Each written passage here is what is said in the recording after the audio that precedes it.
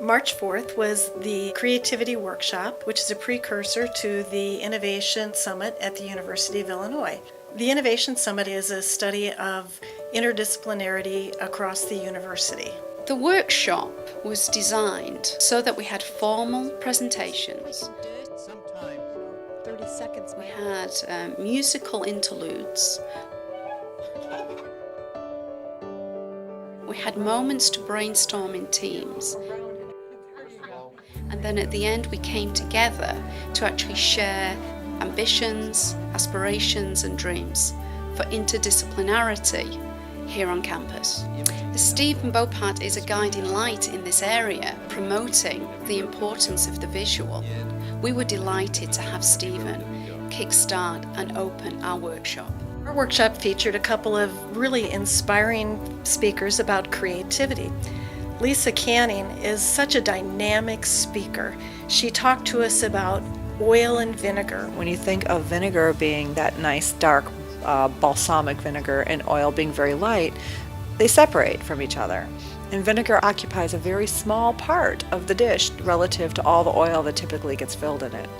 So one of the tricky things about teaching people about using their creativity and combining it with other things is teaching them that they actually have to invigorate it by shaking it up.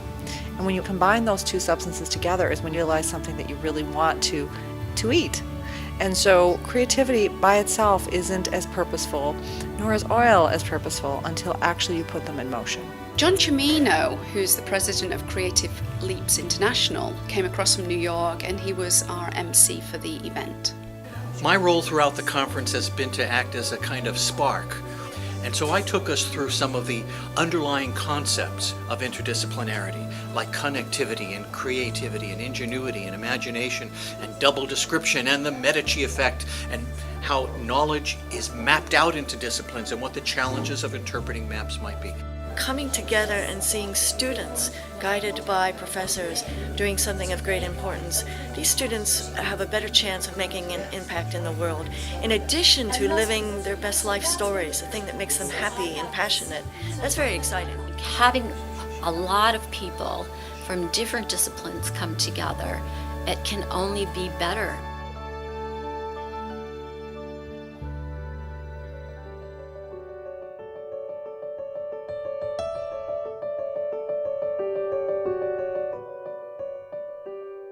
As an educator, one of our main roles is to encourage and enable our students to see life through many lenses from different perspectives, to help them see the world more holistically rather than myopically.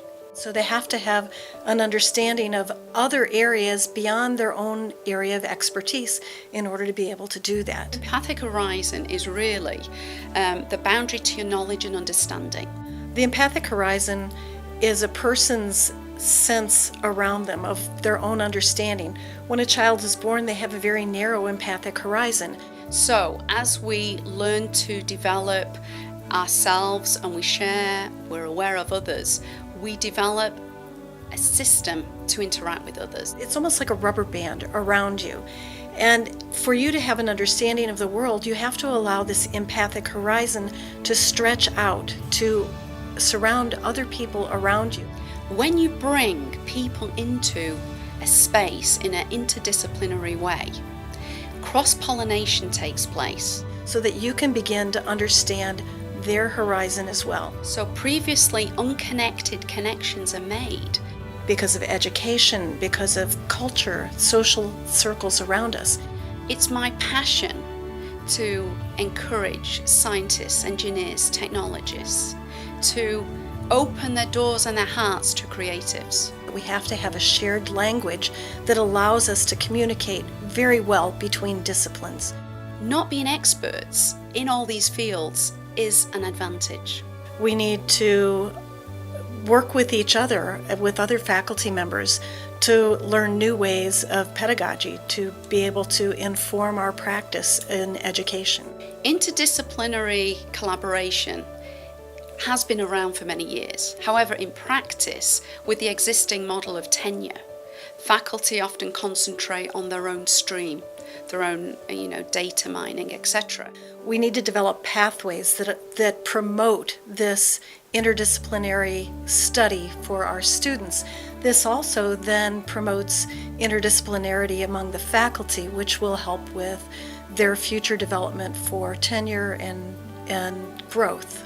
So what we need is to really enable and facilitate our students and faculty to conduct interdisciplinary work, both educational courses and as well as research, in a way that they can harness and capture all this energy and then turn it into something tangible.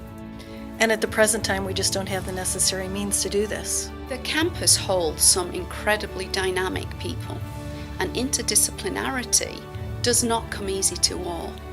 So what we really advocate is that the university gains awareness of the somewhat unique resources and support that particular faculty in particular areas need.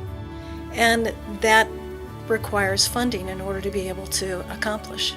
I spend all my day encouraging and enabling students to be innovative.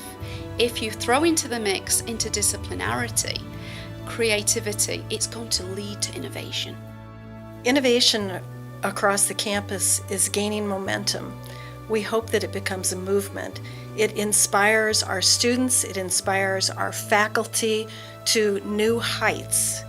It is very timely. It is important for us to take this step forward now. We're at a crossroads in education. We've got a recession on. We've got global unrest. I think if we don't come together as colleagues and friends, incredible opportunities are going to be lost.